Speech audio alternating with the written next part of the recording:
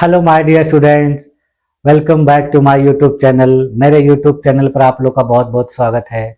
Dear student, आज की class में हम लोग इतिहास विषय का अध्ययन करेंगे और इतिहास विषय में मैं आप लोगों को मध्यकालीन इतिहास का अध्ययन कराऊंगा। जैसा कि पिछली दो क्लासेस में हम लोगों ने मध्यकालीन इतिहास का शुरुआत कर दिया था और मध्यकालीन इतिहास के प्रारंभ की जो बातें थी उन सब का अध्ययन कर लिया था, और उसमें सबसे लास्ट वाली क्लास में हम लोगों ने अध्ययन किया था किस प्रकार से तुर्कों के आक्रमण के बाद अपने देश में एक नए साम्राज्य की स्थापना हुई, और उस नए साम्राज्य को हम लोग दिल्ली सल्तनत के नाम से जानते हैं।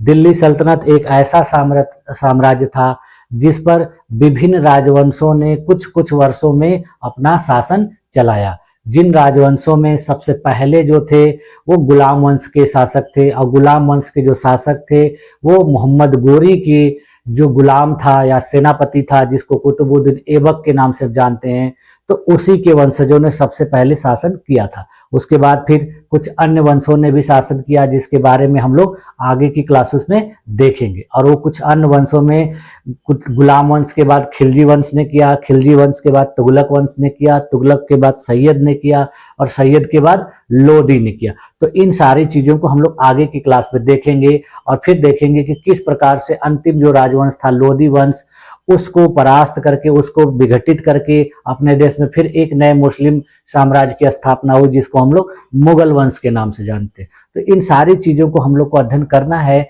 लेकिन हम लोग को क्रम वाइज धीरे धीरे इन सारी चीजों का अध्ययन करना है। तो चलिए आइए देखते हैं कि किस प्रकार से अपने देश में दिल्ली सल्तनत नामक नए साम्राज्य की स्थापना हुई, और यह दिल्ली का क्या पृष्ठभूमि है, यानी यह दिल्ली क्या इन्हीं के द्वारा बनाई गई थी या दिल्ली किसी और के द्वारा स्थापित की गई थी, बनाई गई थी, इसके बारे में भी पहले थोड़ी बातों को देख लेते हैं। तो देखिए, जैसे आज के क्लास का टॉपिक है दिल्ली सल्तनत 1206 से 1526 तक।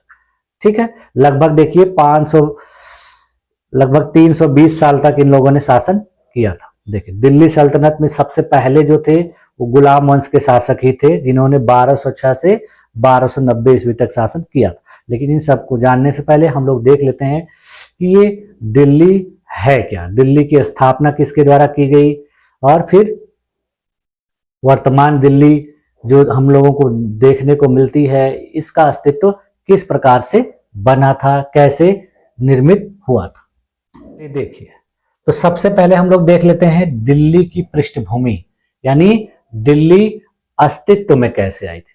तो देखिए, दिल्ली जो पहले थी उसको किसी दूसरे शासक ने स्थापित किया था, और उसका नाम था अनंगपाल तोमर, यानी तोमर वंश के शासक अनंगपाल के द्वारा दिल्ली की स्थापना की गई थी। और इस अनंगपाल का मूल नाम जो था वो विलानदेव था। इसका देखिए, जब उसने स्थापना किया था तो इसका नाम इंद्रप्रस्थ था। फिर कुछ इतिहासकारों के द्वारा इसका नाम योगिनीपुर रखा गया। फिर देखिए, कुव्वतुल इस्लाम रखा गया। फिर बगदाद तृतीय रखा गया, और तोमर वंश के शासक दिल्ली के नाम पर इसका नाम दिल्ली पड़ा। तो इस प्रकार से देखिए, इसके कई नाम इतिहासकारों के द्वारा बताए गए हैं, और ये नाम कई साक्ष्यों में भी देखने को मिलते हैं। मोहम्मद हबीब नामक इतिहासकार के अनुसार दिल्ली सल्तनत ने 1192 ईस्वी में तराइन के युद्ध में जन्म लिया था, और 1526 ईस्वी में पानीपत की रणभूमि में कुछ मील दूर अपनी अंतिम सांस ली थी। देखिए, मुस्लिम इतिहासकारों के द्वारा कहा जाता है कि जो दिल्ली थी वास्तव में वह पानीपत के युद्ध में मतलब खत्म हो गई, मृत्यु होगी, और इसका जन्म जो हुआ था जब मोहम्मद गोरी ने तराइन का युद्ध लड़ा था पृथ्वीराज चौहान के साथ, तभी इसका जन्म हो गया था। तो एक तरह से कहा जाए तो दिल्ली का जो जन्म हुआ 1191 ईस्वी के बाद हुआ, और 1526 ईस्वी के बाद इसका अंत हो गया, ऐसा कहना है मुस्लिम इतिहासकारों का।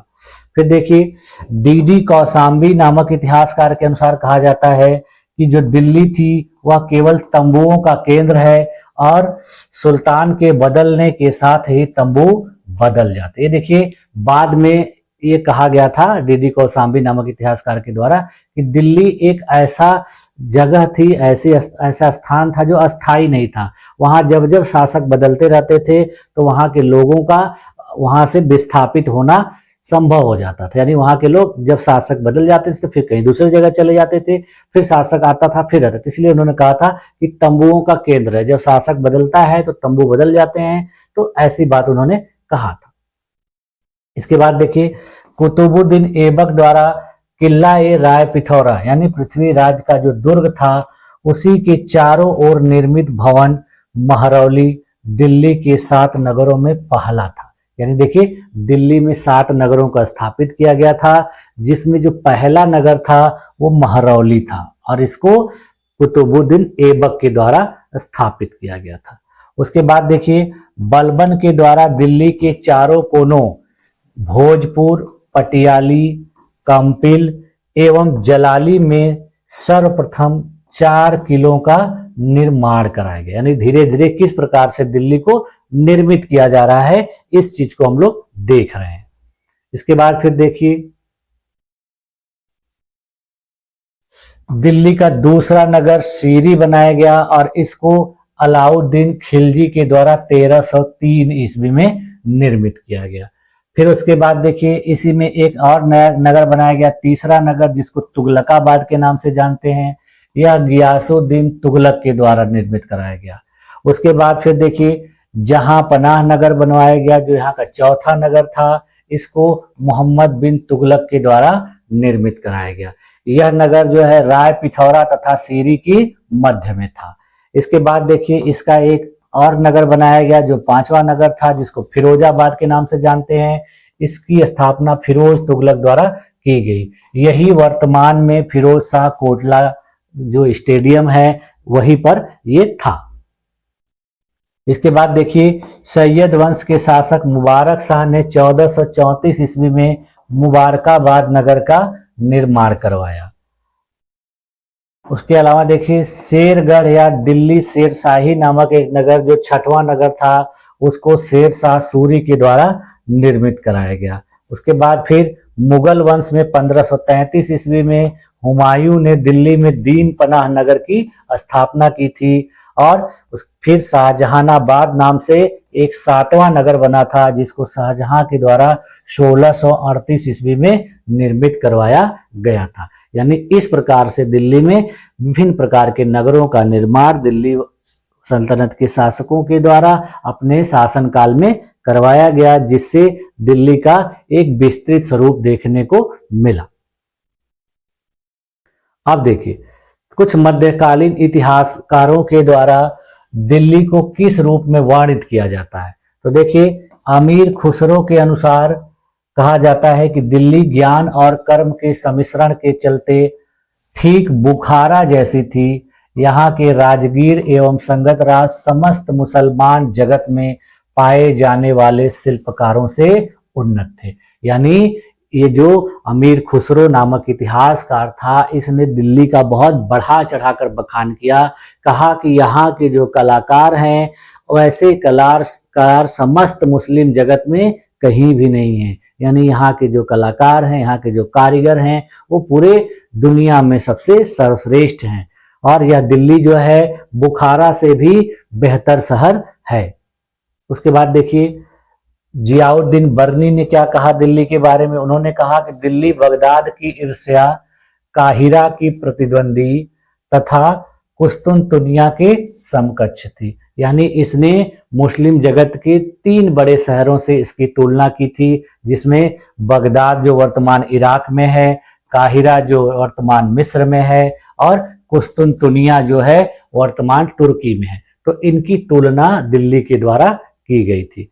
उसके बाद देखिए अमीर खुसरो के अनुसार फिर दोबारा देखिए दिल्ली की बड़ाई की गई है। उसने कहा है कि हम भारतीय दूसरे देशों में ज्ञान प्राप्ति के लिए नहीं जाते, बल्कि दूसरे को यहाँ आना पड़ता है। जैसा कि देखिए आप लोग आगे पढ़ेंगे कि अमीर खुसरो का जन्म भारत में ही हुआ था, अपने उत्तर प्रदेश के एटा जिले में। तो यह भारतीय था, इसलिए इसने कहा कि जो हमारी दिल्ली है, हमारे दिल्ली के जो लोग हैं ज्ञान प्राप्त करने के लिए कहीं दूसरे जगह नहीं जाते, बल्कि दूसरों को हमारे यहाँ ज्ञान प्राप्त करने के लिए आना पड़ता है। तो इस प्रकार से दिल्ली की प्रशंसा की थी। उसके अलावा देखिए फिर अमीर खुसरो के द्वारा एक बात कही गई है कि हिंद ने दुनिया को गिनती, पंचतंत्र तथा शतरंज का ज्ञान दिया है। यानी उसने कहा कि हमारे देश हिंदुस्तान के द्वारा ही दुनिया को बहुत सारी चीजें सिखाई गई हैं, जिसमें गिनती, पंचतंत्र और शतरंज आदि प्रमुख हैं। अब देखिए दिल्ली से संबंधित कुछ और भी महत्वपूर्ण तथ्य हैं, उसको भी हम लोग देख लेते हैं। जिसमें देखिए 1206 से 1506 ईस्वी तक 26 ईस्वी तक दिल्ली पर कुल 5 वंशों ने 320 वर्षों तक शासन किया था। देखिए ये भी एग्जाम में क्वेश्चन पूछा जा सकता है। इसमें देखिए सर्वाधिक समय तक तुगलक वंश ने 94 वर्ष तक शासन किया था, एवं सबसे कम खिलजी वंश ने 30 वर्ष तक शासन किया था। देखिए ये भी एग्जाम में क्वेश्चन पूछा जाता है कि दिल्ली सल्तनत के जो वंश थे उसमें किस वंश ने सबसे ज्यादा समय तक शासन किया था, तो उसमें सबसे ज्यादा तुगलक वंश ने किया था। और फिर पूछा जाए यदि किसने सबसे कम वर्ष तक शासन किया था, तो खिलजियों ने, यानी खिलजी वंश ने सबसे कम वर्ष तक शासन किया था। अब देखिए ये तो था वंशों के बारे में। अब देखिए शासकों में, यानी दिल्ली के जितने भी शासक थे उन शासकों में सबसे ज्यादा शासन किसने किया था, तो बहलोल लोदी ने 38 वर्ष तक किया था। और उसके बाद फिरोज शाह तुगलक ने 37 वर्ष तक दिल्ली पर शासन किया था। यानी ये दोनों ऐसे शासक थे जिन्होंने दिल्ली पर बहुत ज्यादा समय तक शासन किया। बहलोल लोदी लोदी वंश का था और फिरोज तुगलक तुगलक वंश का शासक। इसके बाद फिर देखिए कुछ और महत्वपूर्ण जानकारियां। नासिरुद्दीन खुसरो शाह, गियासुद्दीन तुगलक, फिरोज तुगलक एवं सिकंदर लोदी ऐसे सुल्तान थे जो हिंदू मां की संतान थे। यानी इनका जन्म हिंदू महिलाओं के द्वारा हुआ था। यानी इनका विवाह जो मुस्लिम शासक था उनके साथ हुआ और उनसे उत्पन्न जो संतान थी ये लोग थे। इसके बाद देखिए सल्तनत में सबसे बड़ा साम्राज्य जो था मोहम्मद बिन तुगलक का था। यह कुल 23 प्रांतों में विभाजित था। यानी दिल्ली सल्तनत पर शासन करने वाले जो शासक थे उन शासकों में सबसे बड़ा जो क्षेत्र था वो मोहम्मद बिन तुगलक था, और मोहम्मद बिन तुगलक ने इसको 23 प्रांतों में विभाजित करके रखा। इसके बाद देखिए दिल्ली सल्तनत का अंतिम तुर्की सुल्तान नसीरुद्दीन महमूद था, जो कि तुगलक वंश का भी अंतिम सुल्तान था। यानी दिल्ली सल्तनत पर तुर्कियों का जो सबसे अंतिम सुल्तान था वह नसीरुद्दीन महमूद था, और यह जो है तुगलक वंश का भी सबसे अंतिम सुल्तान था। इसके अलावा देखिए मोहम्मद हबीब नामक इतिहासकार के द्वारा कहा गया है कि मध्यकालीन भारत का बौद्धिक इतिहास शेख मोइनुद्दीन चिश्ती से तथा राजनीतिक इतिहास अलाउद्दीन खिलजी से शुरू होता है। यानी इन्होंने कहा था कि दिल्ली सल्तनत का जो सांस्कृतिक इतिहास शुरू हुआ वह हुआ था मोइनुद्दीन चिश्ती से। यानी बौद्धिक इतिहास, ज्ञान का इतिहास, तो वो मोइनुद्दीन चिश्ती की वजह से हुआ। और राजनीतिक इतिहास जो था सही मायने में अगर देखा जाए तो अलाउद्दीन खिलजी के समय से हुआ। क्यों? क्योंकि इसके पहले के जो शासक थे गुलाम वंश वाले, उन लोगों ने दिल्ली का बहुत ज्यादा विस्तार वगैरह नहीं किया था। दिल्ली का जो विस्तार हुआ, दिल्ली के क्षेत्रों में बढ़ोतरी हुई, दिल्ली का इतना नाम हुआ, तो वो कब से हुआ? अलाउद्दीन खिलजी के शान से। क्योंकि अलाउद्दीन खिलजी ने बहुत से क्षेत्रों को जीतकर दिल्ली सल्तनत में शामिल किया था। अब उसके बाद देखिए जो दिल्ली के सुल्तान थे उनका क्या क्रम था, यानी प्रारंभ से लेकर दिल्ली पर किन किन वंशों के सुल्तानों ने शासन किया और उन लोगों ने कितने वर्षों तक शासन किया। तो सबसे पहले हम लोग देखते हैं मामलूक या गुलाम वंश का, यानी कुतुबुद्दीन ऐबक से जो वंश शुरू होता है उसमें। तो देखिए गुलाम वंश के शासकों में सबसे पहले कुतुबुद्दीन ऐबक था, जिसने इसकी स्थापना की थी। इसने देखिए बहुत अल्प समय तक यानी 1206 से 1210 ईस्वी तक इस पर शासन किया। उसके बाद इसकी मृत्यु हो जाती है। इसके बाद देखिए आराम शाह शासक बनता है, जो 1210 से 1211 ईस्वी तक शासन करता है।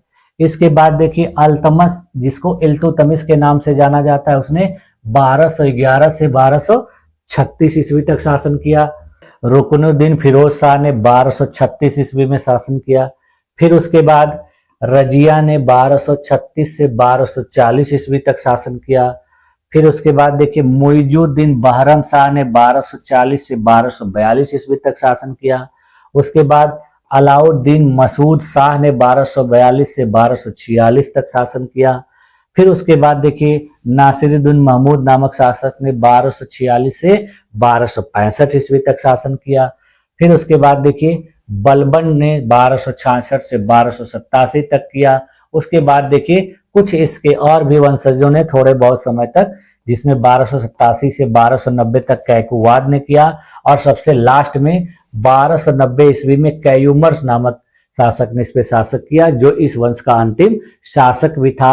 और इसी की हत्या करके फिर दिल्ली सल्तनत पर एक नए वंश की स्थापना होती है, जिसको खिलजी वंश के नाम से जाना जाता है। तो खिलजी वंश के कौन कौन से शासक थे उनको भी देख लिया जाए। देखिए खिलजी वंश की स्थापना जलालुद्दीन खिलजी के द्वारा की गई थी। तो सबसे पहले उसने 1290 से 1296 ईस्वी तक शासन किया था, और 1296 ईस्वी में इसकी हत्या कर दी गई थी अलाउद्दीन खिलजी के द्वारा। तो 1290 से 1296 तक यह शासक बनता है। इसके बाद देखिए इब्राहिम रुकनुद्दीन 1296 ईस्वी में शासक बनता है, लेकिन इसको हटाकर शासन से अलाउद्दीन खिलजी 1296 ईस्वी में शासक बनता है, और इसने 1316 ईस्वी तक इस पर शासन किया।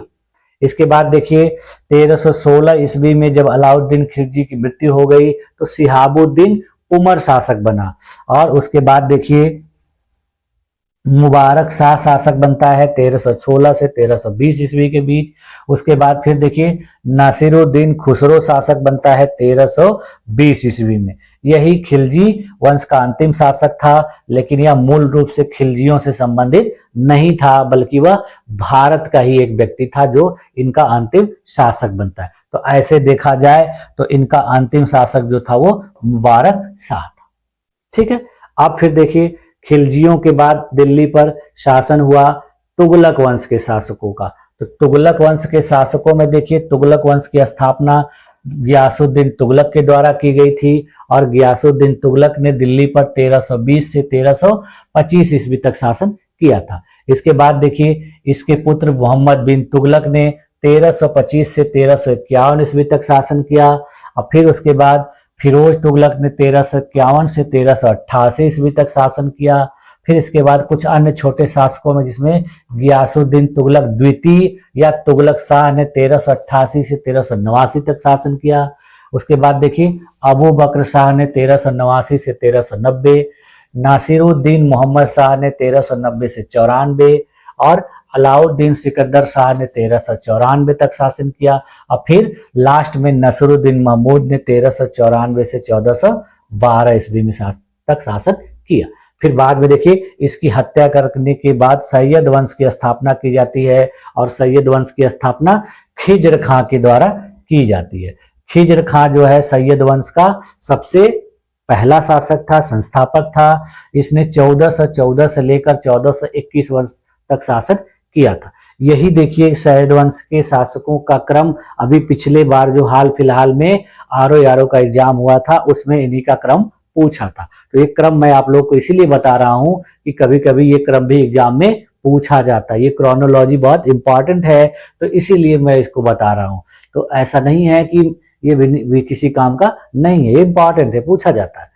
तो देखिए उसके बाद मुबारक शाह जो शासक बनता है वो 1421 से 1434 तक शासन करता है। उसके बाद देखिए मोहम्मद शाह शासक बनता है, वो 1434 से 1443 तक शासन करता है। उसके बाद आलम शाह बनता है 1443 से 1451 तक। तो इसमें आपको सन नहीं याद रहेगा चलेगा, सन से बहुत ज्यादा फर्क नहीं पड़ता है, लेकिन हाँ इस वंश की स्थापना कब हुई थी, कब तक इसने शासन किया, ये पता रहना चाहिए।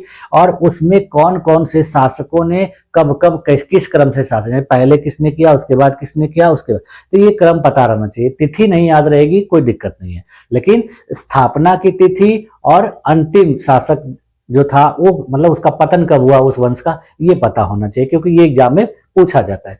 इसके बाद देखिए सैयद वंश का जब विघटन हो गया, पतन हो गया, तो उसके बाद लोधी वंश की स्थापना हुई, और लोधी वंश की स्थापना बहलोल लोधी के द्वारा की गई।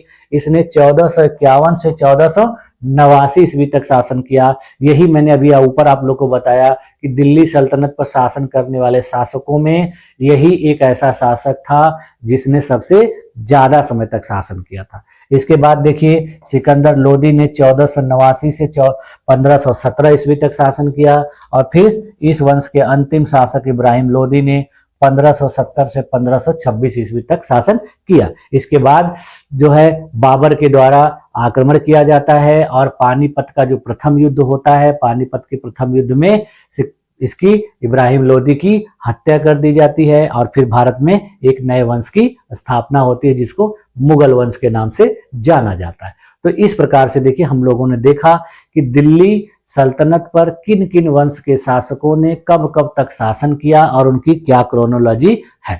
ठीक है, तो ये महत्वपूर्ण था इसलिए मैंने आप लोग को बता दिया। अब देखिए हम लोग आते हैं ममलूक वंश या गुलाम वंश के बारे में, यानी इस वंश के द्वारा सबसे पहले दिल्ली सल्तनत पर शासन किया गया, तो जिसमें हम लोग सबसे पहले देख लेते हैं इसके संस्थापक कुतुबुद्दीन ऐबक के बारे में, जिसने 1206 से 1210 ईस्वी तक शासन किया था। देखिए इसने शासन तो किया दिल्ली पर, लेकिन इसने राजधानी अपनी लाहौर को बनाया, यानी यह लाहौर में रहता था और लाहौर से ही दिल्ली का शासन चलाता था। इसने देखिए कुछ उपाधियां धारण की थी, और इतिहासकारों के द्वारा भी इसको कुछ उपाधियां दी गई थी, जिसमें देखिए इसको पील बख्श की उपाधि दी गई थी। पील बख्श का मतलब होता है हाथियों का दान देने वाला, यानी ये बहुत ज्यादा हाथियों को दान में देता था।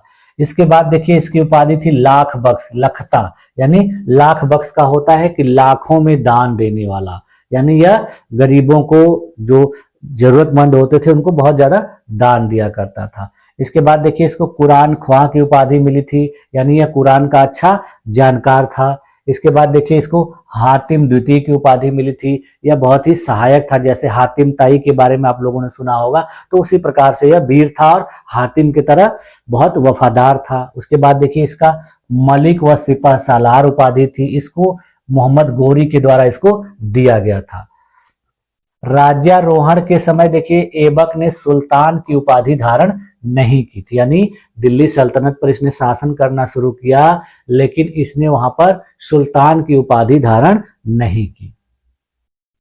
इसने अपने नाम का न खुतबा पढ़वाया और न ही सिक्का चलवाया, यानी और भी दिल्ली सल्तनत के जो शासक थे वो अपने नाम का खुतबा पढ़वाते थे और सिक्के चलवाते थे, लेकिन इसने ऐसा कुछ नहीं किया।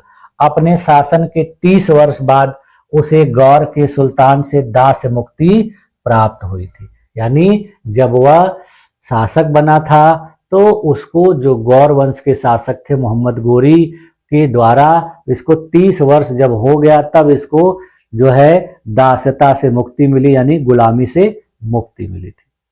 इसके बाद देखिए इसका स्थान जो था मोहम्मद गोरी के सुल्तान गुलामों में नासिरुद्दीन कुबाचा, ताजुद्दीन यल्दौज के बाद तीसरा था, यानी मोहम्मद गोरी के 3 गुलाम थे, जिसमें मैंने आप लोग को पिछली क्लास में बताया था, जिसमें कुबाचा, याल्दौज और ऐबक थे, तो तीसरा गुलाम यही था।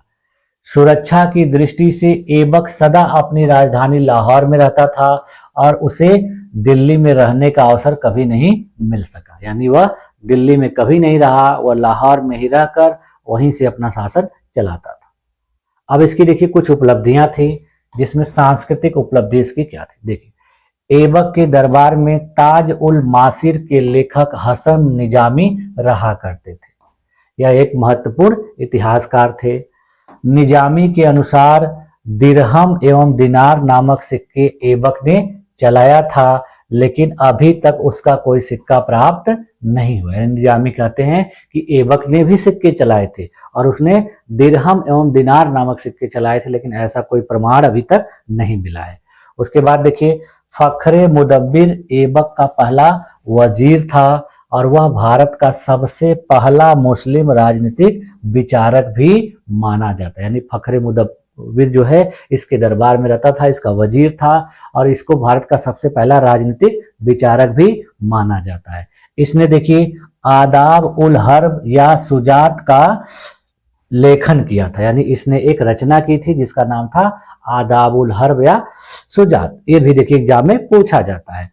उसने आदाब उल हर्ब को इल्तुतमिश के काल में लिखा था, यानी जो इल्तुतमिश बाद में इसका दामाद था उसी के काल में उसने अपनी यह रचना की थी। इसके अलावा देखिए, कुतुबुद्दीन ऐबक ने दिल्ली में कुब्बत उल इस्लाम और अजमेर में 2.5 दिन का झोपड़ा नामक मस्जिदों का निर्माण करवाया था। इसके बारे में मैंने देखिए पिछली क्लास में आप लोगों को बताया था कि 1194 से 96 के दौरान बीच में इसने इनकी रचना करवाई थी, इनको निर्मित करवाया था। उसके बाद देखिए, दिल्ली में ही कुतुब मीनार की नींव कुतुबुद्दीन ऐबक ने ही रखी थी। बाद में उसको और भी विस्तृत किया गया आगे के शासकों के द्वारा। मिन्हाजुद्दीन सुराज के अनुसार कहा जाता है कि कुतुबुद्दीन ऐबक एक वीर एवं उदार हृदय वाला सुल्तान था। लाखों का दान करने के कारण ही उसको लाख बख्श के नाम से बुलाया जाता था। इसकी देखिए बहुत अल्प समय में शासन के दौरान मृत्यु हो गई थी, बहुत बूढ़ा हो गया था और कमजोर हो गया था, तो इसके वजह से यह पोलो खेल रहा था और पोलो खेलते समय यह गिर पड़ा घोड़े से और गिरने के बाद बहुत ज्यादा चोट लग गई और उस चोट से वह उबर नहीं पाया। कुछ दिनों के बाद इसकी मृत्यु हो गई। तो देखिए, ऐबक की लाहौर में चौगान खेलते समय, जिसको आधुनिक पोलो कहा जाता है, गिर गया था, घायल हो गया था और जिसकी वजह से इसकी मृत्यु हो गई थी। इसको लाहौर में ही दफना दिया गया था। ठीक है, अब देखिए, जब कुतुबुद्दीन ऐबक की मृत्यु हो जाती है तो उसका एक पुत्र था आराम शाह, वह शासक बनाया जाता है, लेकिन आराम शाह योग्य शासक नहीं था, जिसके वजह से इसको बहुत कम समय तक शासन करने का अवसर मिला।